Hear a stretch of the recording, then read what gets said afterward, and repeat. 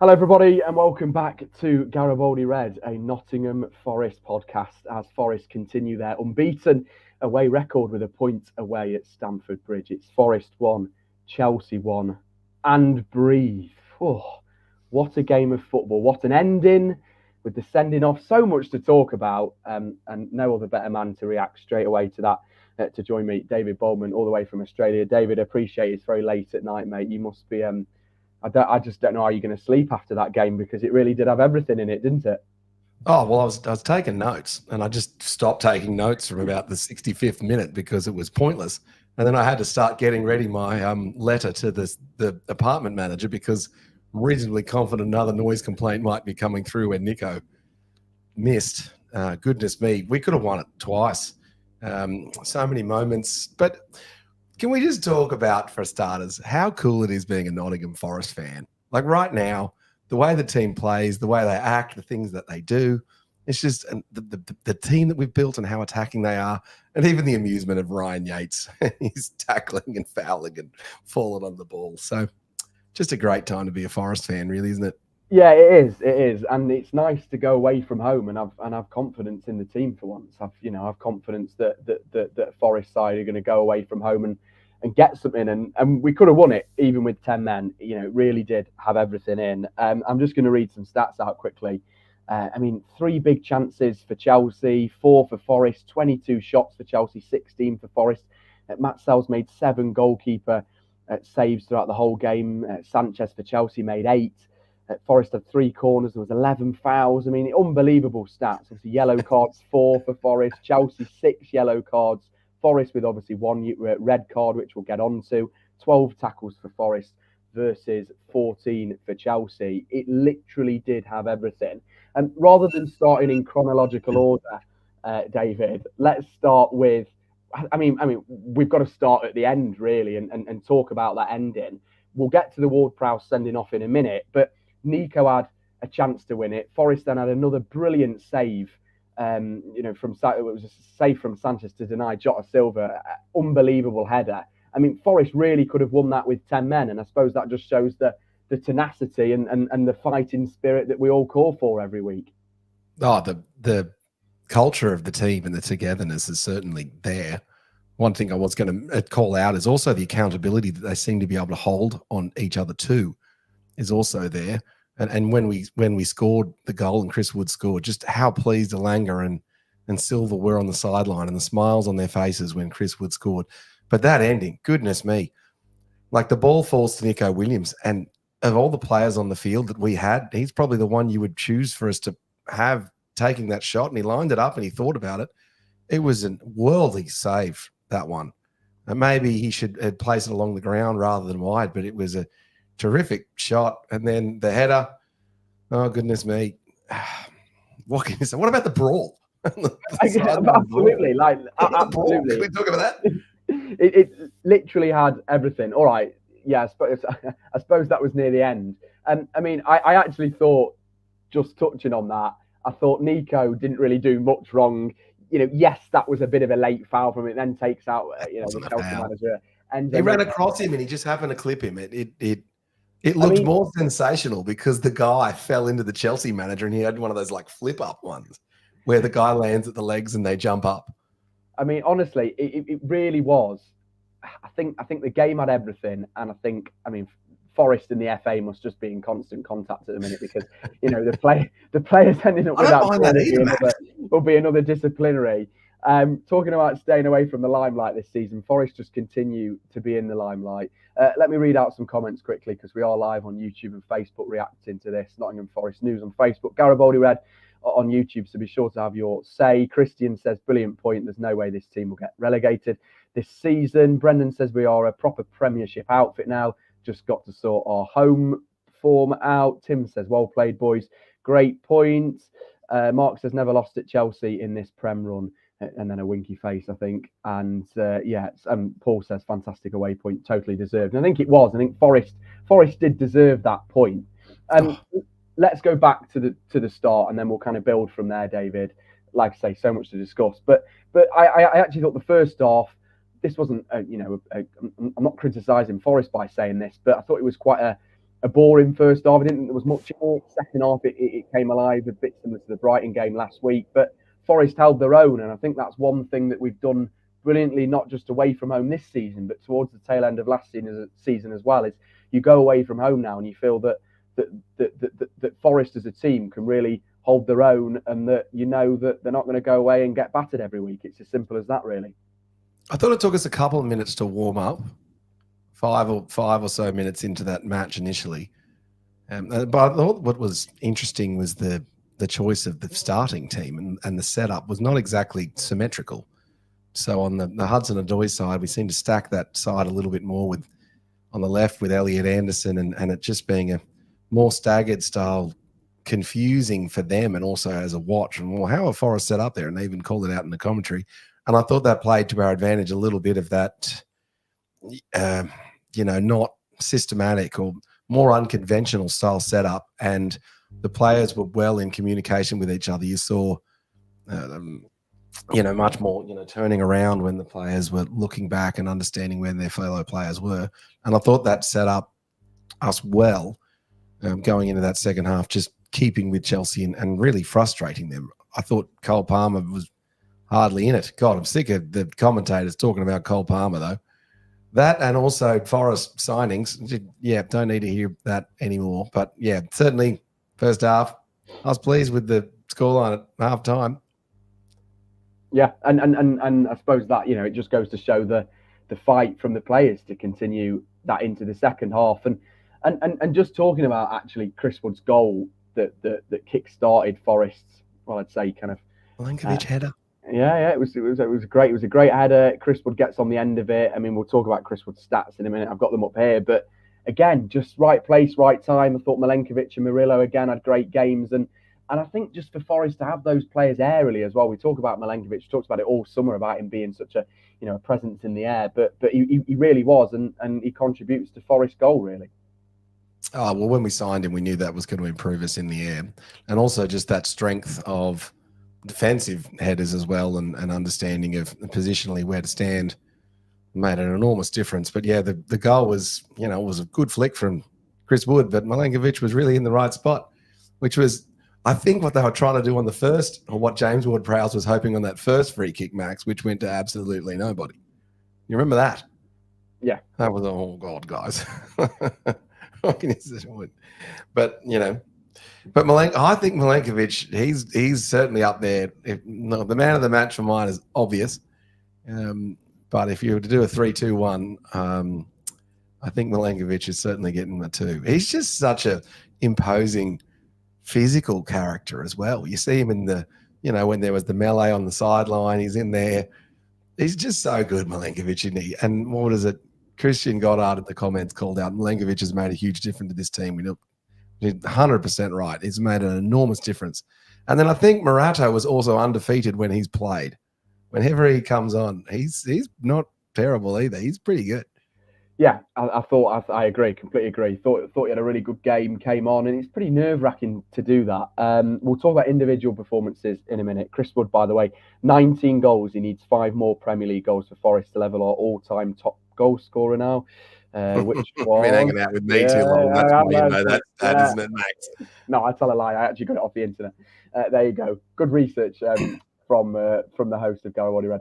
Read some more comments. Mark says a fantastic double save from Sells. Absolutely. I think Sells and Sanchez both keepers kept both teams in the game towards the end. Mark says what a performance. Really proud of the team for digging in at the end of the second half. Wish we could have just nicked it. Simon says, yeah, Nico didn't trip him. It was a coming together. Made it look worse because the manager tripped up the ball after. Could have made more. Simon, that's what I said. You're right, Simon. You're 100% right. So I think both teams lucky to have got away with that one. Sean says we still need a better striker.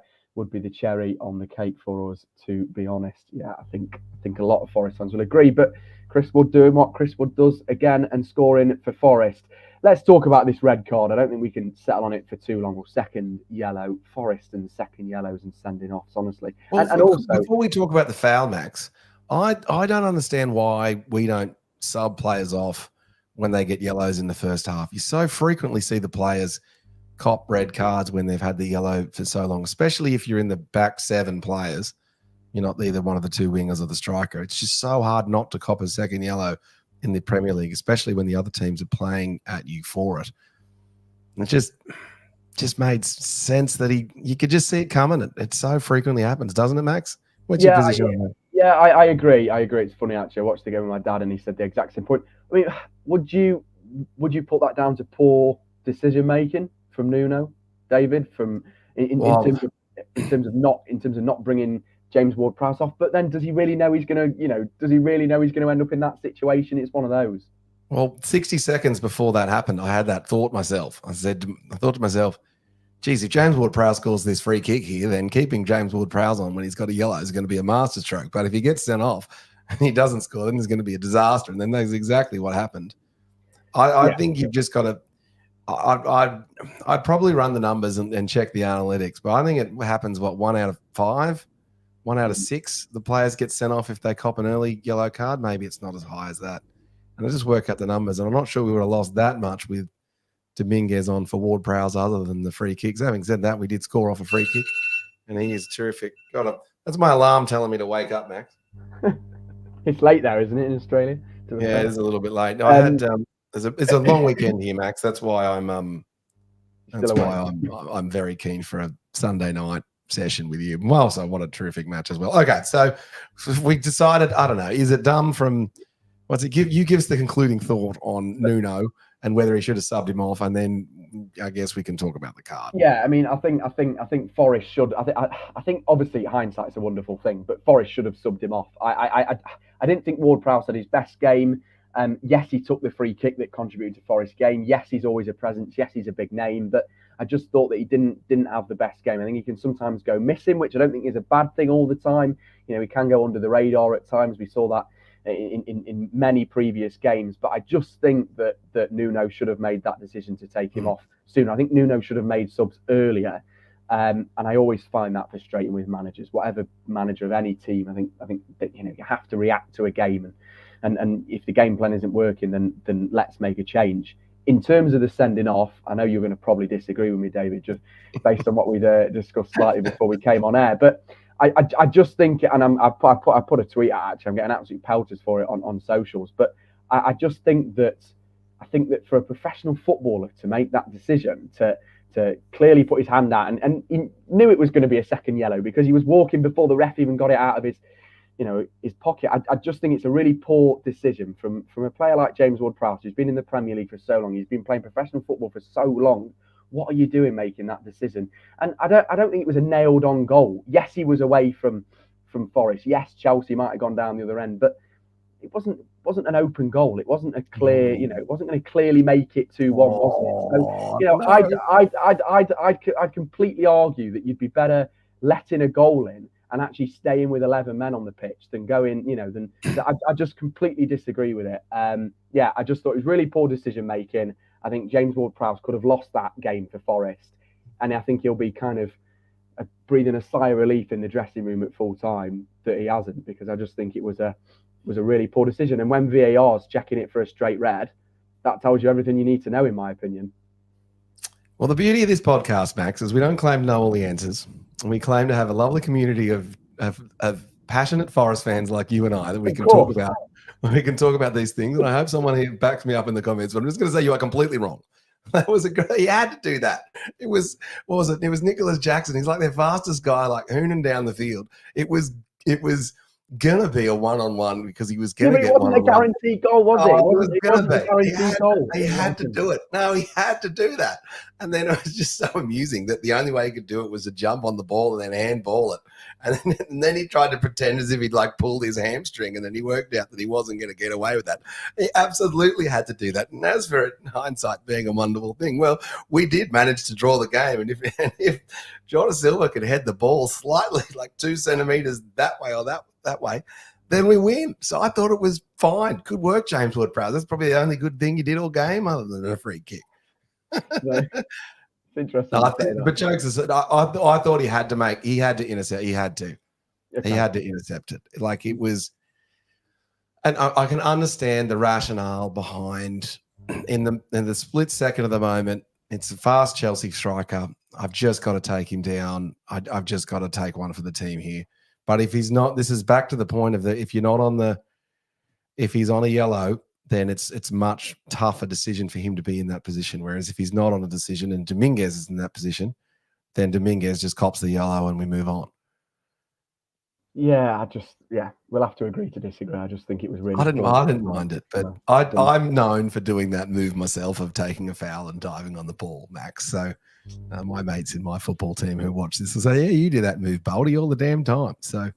A few comments from Ray. James Ward-Prowse doesn't really impress me so far. Maybe the suspension is a blessing in disguise. It is one. I think the problem is a player like James Ward-Prowse isn't going to be a Morgan Gibbs-White. He isn't going to be a Chris Wood that's always there scoring goals or always there making a massive impact for the team. He can go missing. He can go under the radar, which is a good thing at times. And we saw especially away at Liverpool. But maybe today just wasn't his day. Let us know in the comments what you think. Phil says can't be subbing players every time they get booked. It's too disruptive to the team, too risky with potential injuries. Only have so many substitution windows. Very good points. This one from Simon, at least it wasn't a straight red. He lost his balance and his momentum, took him far. The ball, unfortunately, human nature took over and he handled it. He did seem to try and style it out as accidental. Would have been applauded at Twickenham, though. Yeah, it would have been. Yeah, I just thought a bit of poor decision making. So James Ward-Prowse will miss Forest's game against Crystal Palace. He can pass the ball. Back to who was it? I think it was Christian's comment. And someone said that he hasn't impressed that much. He has got good distribution and he can play a pass, unlike some of our other midfielders. So that's one thing that he's got. But he hasn't just come into our team and set it alight. But that's probably why he's on loan to us from another team. Because if he was outrageously brilliant, he wouldn't have been sent packing, would he? Yeah, absolutely. Right, let's talk about Morgan Gibbs-White as well while we're on. Oh, goodness. Yeah, we haven't even mentioned that. Our top player might have, what is it, looking like I thought it looked like a fracture. What did you think it was? I think it was an ankle. I'm going to try and get the social media post up from an injury scout expert that kind of examines injury live with games, and he thinks it was a slight ankle issue and could be looking between 4 and 6 weeks, which isn't great at all. I mean, he did go down in some discomfort. I always think it's a concern when the ref calls for physios to come on the pitch straight away, and everyone's kind of gathered around. I actually thought Morgan didn't probably have his best game in a Forest shirt. I thought he was quite sloppy in possession, final touches, and sometimes just with Morgan, we always say it, but that end product from him sometimes lets him down. He had some chances on the edge of the box which he probably could have done better with. But did you notice the frustration that he was showing with the team, Max? Yeah, I noticed him and there was one moment with Milenkovic where Milenkovic didn't play him early, where he was clearly annoyed, and a couple of other moments. And so, maybe this is a discussion point for another. We can dig deeper into it. But is the clear frustration from the team towards each other showing that they've got a stronger relationship and they're putting more accountability on each other, or is it a slight cultural problem, or does Morgan Gibbs-White have a higher expectation on Forest players now that he's an England player, or is it maybe a combination of all those things? It's probably a combination of all those things, and it's a combination of, I think, the team. And I was saying this to some friends the other day. I think Forest have a team at the minute, and Dave talks about it a lot when he comes on this podcast. Forest have a team that is likeable at the minute, and that seem to die for the shirt, and that seem to be putting absolutely everything into games. And I think that is the problem. Emotions can run high. We saw with Nico, we saw with Nuno getting sent off last week. It can happen. And I think that was probably the issue. And you think you've also got to realise that Morgan Gibbs-White knows he's the star man. Other players knows he's a crucial leader in the dressing room. Knows he's the best player in the Forest side. No disrespect to others. So he probably is a little bit frustrated at times that maybe others will make mistakes. That doesn't mean that Morgan doesn't make mistakes himself, because he does. And I just don't think today was his best game. I'll talk about the injury, because I've just got the social media post up from Physio Scout, who kind of analyses injuries as they happen in real time. He thinks, tweeting, it will be an ankle sprain, looking at kind of the way Morgan fell. He's put a picture of kind of the stop. I'll try and zoom it into the camera. This is true podcast style. He's kind of zoomed in there to where Morgan's his right ankle kind of falls as he makes that challenge, or goes in with the Chelsea player. So we'll see, but it obviously will be a huge miss if Forest are without him for the next couple. Back to the 4-4-2, Max. Yeah, it might be absolutely. I don't think we're ever going to see the 4-4-2 again, to be honest. But you never know. Yeah, I think Nuno knew that. I think today was one of those games where it absolutely had everything in: injuries, Oh, yellow cards, shots on target, chances at the end. Nuno going on the pitch. Yeah, It absolutely just had everything, didn't it? ridiculous. Let's talk about that ending again, and especially Jota Silva coming on. I mean, what a substitute that was proving to be. And we saw against the Newcastle game, we saw his energy, we saw his passion. I just think, and I talk about it a lot, there's more reason every single game from my point of view that Jota Silva has to earn a start at some point for Forest, because he came on, the chances he's creating, the space he's getting in, the energy he brings to the team, that passion element, almost his personality in a way. I just feel like every single week he's showing Nuno why maybe he deserves a start. And I just thought he had another good game, David. Well, I think he might have pushed himself ahead of Anthony Elanga now. And so if today was a home game, he might have had the start ahead, because it was a slightly more defensive structure with not the traditional fast wingers. I wouldn't have called Elliot Anderson in our fast winger category like we have with Silva, Hudson-Odoi and Elanga. And he might be ahead of him now, and with the chances that he created at the end and some of the things that he was doing. Because what about the moment when he had the ball and he was on his own, he had like 5 Chelsea guys around him, and he still managed to somehow create an opportunity, and with the speed that he had. I actually thought, well, maybe we could pull something off. And boy, goodness me, if he'd have scored, I would have lost more of my voice and definitely had a noise complaint. Yeah. But is he ahead of Elanga? I don't know. He'd be close. Don't know. It's a shame that we don't have more cup matches or something where we can get him some more minutes.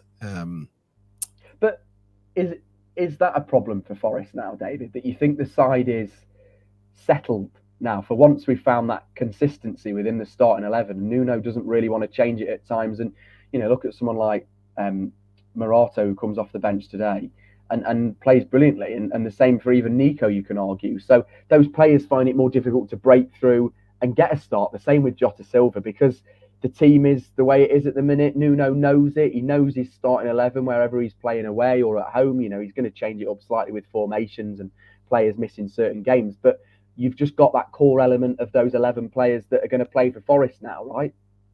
Well, it works at a couple of levels. One is the sporting teams frequently always say they do better with structure and consistency. So with the structure and consistency, we know the players and we know the spots that they're in and we know who's going to play. Second thing that it does, it also means that if you're in the team, you are really trying hard to protect your spot in the team, because once you lose it, it's incredibly hard to get back into the team. And you would say now, of this stint in the Premier League era, there are more players that are nailed down for their position. You'd have to say Sells, the 2 centre-backs, even the full-backs, arguably Nico's probably off the pace there, Morgan Gibbs-White, Callum Hudson-Odoi, that's at 6 players who are just automatic picks, no matter what. That's the most that we've had. So I'd tend to agree with you, and the benefits of that, and we're starting to see it. Yeah, absolutely. I thought it was interesting, speaking on Nico, that when Nico came on, and I thought this was the right choice, he played Nico at left back instead of switching them. I thought that was the right move, given that I'm not going to try and pronounce their right winger's name because I know that I'm going to get it wrong. Do you want to give it a try, Max? No.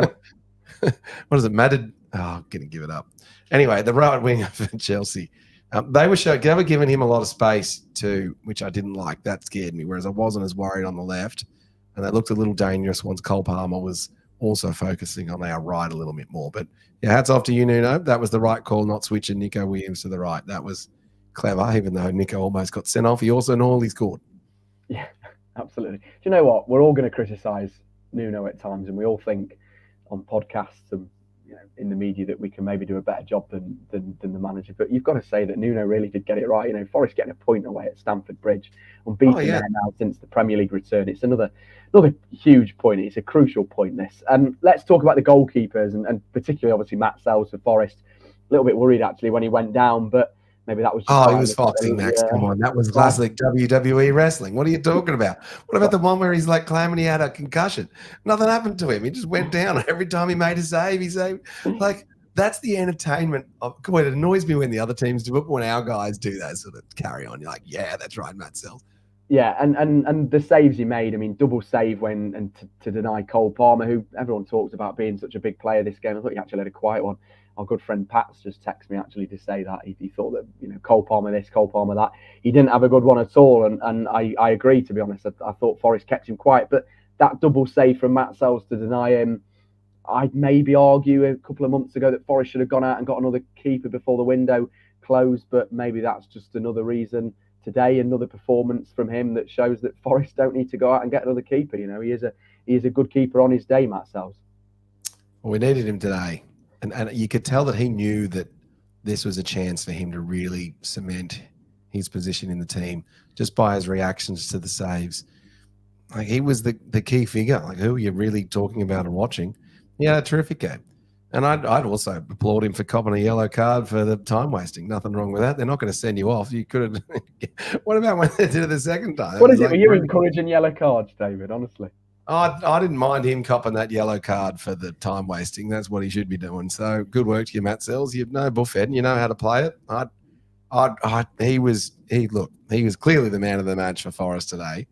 And does that put to bed bringing in? What is it? The big man, Carlos Miguel. I think the talk on him had gone very quiet, particularly after that Newcastle game. Let's talk stats for Sells. 7 saves, 6 saves from inside the box, 0.82 goals prevented, 9 accurate long balls, 1 clearance, 100% aerial duels, 1 foul draw, 9 recoveries. I mean, that just goes to show. The stats show how good a performance he was, and in fairness to Chelsea as well, Sanchez denying Nico Williams, was brilliant too. Silva. So many players. Morgan Gibbs-White at times, and yeah, I just thought both keepers kept it, kept their sides in the game. And one thing I thought, David, we've got to talk about is the defence again. I thought defensively Forest looked solid, especially the back two. We talk about the partnership every week now between Murillo and Milenkovic. But those two, they've gelled brilliantly. They look like a Premier League central defender pair. And you just we don't even need to say they look like it. They are a central defender pair in the Premier League. They're like really good, those two. And the Milenkovic aerial prowess and Murillo, some of those, like Murillo's, what you got to love about Murillo is he's also prepared to open himself up to making an error to try and open an attacking play, because he knows his ability to just get back and scramble for some of those slide tackles. And there was one in the first half. I was like, oh, goodness, what have you done, Murillo, with the short pass out? That was a bad one. But I reckon Milenkovic has got Murillo covered defensively. I'm enjoying Milenkovic at the moment. But I know you fanboy over Murillo, Max. I think Murillo, he should have scored today. One day he is going to score one of those chances, and he took everyone by surprise from that unbelievably well-timed, tackle clearance type challenge, and then to go down the other end and use his pace and force Sanchez into another save. Just excellent. And I think obviously Milenkovic needs credit as well. It's a brilliant buy from Forest. It's a steal. Serbian central defender. He was excellent in the Euros. Forest had clearly tracked him throughout, and it just goes to show that they got the recruitment right this summer. Look at the back four, all of the Max, the recruitment. Like, it's not like we played massive overs for any of those back four, or even the back five with Sells. What about Ola Aina? I was just going to read a comment out. There's a comment, yeah. Aina has been great this season, but to me, he seemed really slow coming back into the defence, regularly leaving a big gap on his side that Chelsea exploited. I have to agree. I thought he looked a little bit slow and a little bit lethargic at time. Maybe that is just constant minutes in his legs and playing. But it's also, Max, Chelsea are a gun team. So you got to cut him some slack. He's up against some pretty quick players and some very skillful players. But yeah, I get it. So for once, David, we talked so long, just even last season as well, about not having confidence in a defensive line, and that even includes the keeper. But for once, surely this season, I think a lot of Forest fans feel so much more confident going away, or away, home, wherever. Defensively, Forest just seems solid, and you always seem to have defence in that back four. Well, I didn't today. I noticed that my psyche wasn't the classic, oh, goodness, emotion fragility of Nottingham Forest. We're going to let in a goal in the last 5 minutes. I was actually confident in the last 10. No, we'll hold them here. And that's how it played out. So certainly that, and then also the structures of what's set up in front of the back four. I thought your man and Ryan Yates had a good game today, Max. He had a really good game. Let's talk Ryan Yates. He had a great game today. You like to criticise him a lot. Well, I do. Look, he's I'm the honesty broker of the Garibaldi Red podcast, and so as the honesty broker of the Garibaldi Red podcast, I will say that his tackling and today and his ball winning and his carry on and playing for the fouls and some of his hold ups was exactly what we needed at all the right moments. And my confidence in him today in those situations was as high as it's ever been. In terms of creativity and playing it quickly forward, he's still not as good at that, but it was a solid 8 out of 10 performance from Yates today. It is Nottingham Forest podcasting detractors, including me, have to applaud his game today. Well done. But as president of the Ryan Yates fan club, Max, what's your take on it? Another great game, another player that you should start every week. He still can't shoot. Bloody God. Oh, that was unlucky. The block. No. I think people just like to again, scapegoat Yates. Let's talk about plenty of other players on the pitch that deserve some criticism at times. I think Ryan Yates for me is just the guaranteed starter every week, and will happily. Well, given the injury we've now got in the midfield, Max, he's going to be, isn't he? Well, absolutely. And how many times did we talk about in the summer, David, about Forest, over recruiting midfielders and having a lot, but now with Danilo, Morgan Gibbs-White injured, James Ward-Prowse, and Sangare, Forest are lucky that they've got Ryan Yates. Well, we might be seeing Murillo playing in the bloody midfield at the way we're going at this rate. Yeah, absolutely.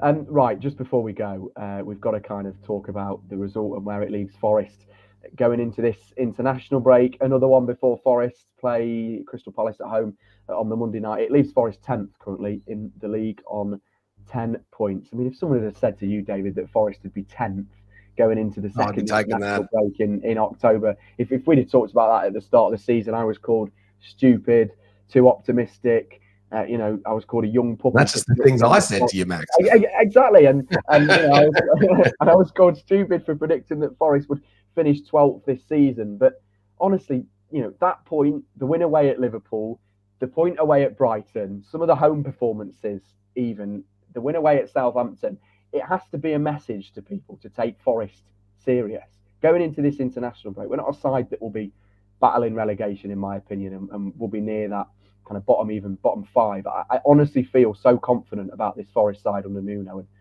and I hope I haven't cursed them, but I just think people need to lay off the team a little bit. And I think some of the criticism from even national media at times, I think it's just been so undeserved, and I think they've really underestimated Forest. Well, just also a lack of understanding of Forest. I saw one of the major write-ups was talking about they were going to play the 4-4-2 again. I'm like, did you even watch last week's game? There's no way that they were going to play that structure again.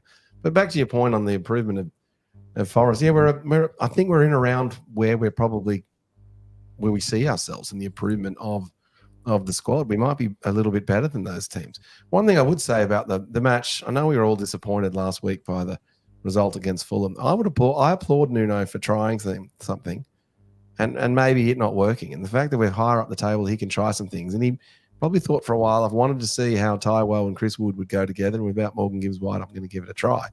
And so we can try stuff because we are further up the table. And what a great outcome. Like for 10th. Is it 10th? Yeah, 10th. Unbelievable. 10th. Absolutely brilliant. There's 2 teams below us, Max, that might be better than us, but certainly 12th. Yeah, Forest 10th, Brentford just below us on 11th, West Ham 12th, Bournemouth 13th, above Forest, Brighton in 9th, Fulham in 8th, Tottenham in 7th. Of course, Tottenham currently playing, drawing 0-0 as we record this, and Brighton drawing to Manchester United today. That finished goalless as well. All right, David, just before we go, anything that we haven't touched on? I think we've covered everything from that game, haven't we? I'm just trying to think. I think we have covered everything. God, there was a lot to cover, but I enjoyed the 34-minute download. Goodness, I think we covered everything. I'd also thought that the team looked great in the white uniforms pre-match too, actually. That's one thing I did notice. I had that in my notes. I'm really liking the Forest kits, Max. Ever since they've been inspired by yours and my podcast about all-time great Forest kits, they've been really on point. Of course. If Adidas want to sponsor us and send us some merch to wear in the podcast, then we will absolutely welcome it. Did Nuno get a yellow card? I've just seen a comment there. Did Nuno get another yellow? I think he did. Well, he went on the field at one point. During that melee, he was on the field. And one commentary I had is that when that happens in Australian sports, the penalties are really severe, whereas that doesn't seem to happen in the English Premier League as much. But I also just applaud our guys. Like, you just see our guys getting into it. Milenkovic and Willy Bolly. Who's going to want to fight those guys? What are these Chelsea guys thinking? Like, why would you want to fight Willy Bolly or Big Carlos? All right? We must be like the scariest team now. Who's going to want to fight Forest? We're like beasts. Honestly, Forest just must have the FA on speed dial and vice versa. Do you? And I know that you guys are, look, we're the convicts out here in Australia. You guys are a little bit more conservative than us. I don't mind us being a little bit of a fight in the FA and the Maranaka stuff and the Nuno. I don't mind it.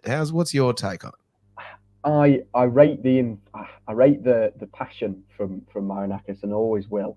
You know, I think his passion is second to none. I think that just where, you know, his investment into the club and he does deserve to try and almost ruffle a few feathers in a way and try and cause a little bit of an outrage at time and you know, every point that Forest have raised with the FA or the statements last year, yes, they might not have gone the best way about doing it, but you've got to say that they have every right to do it, and Forest have been hard done by. You can't deny that Forest weren't unfortunately done against last year with referees.